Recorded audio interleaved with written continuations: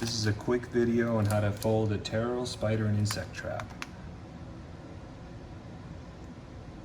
They come in 4 packs. You're going to notice that there's some creases. Just fold with the actual plastic on. You're going to fold it on every crease. You're going to look for the creases. There's a crease there. Crease right here, and the last one right there. So you're gonna have it like kind of pre-folded, and then it's gonna kind of end up like that. So now I'm gonna peel the plastic.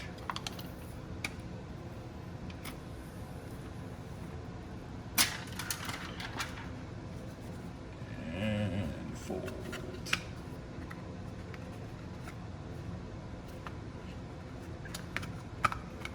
You might get a little stickiness on your fingers, but that can be cleaned right off. And there you go. Simple as that. Hope that helps.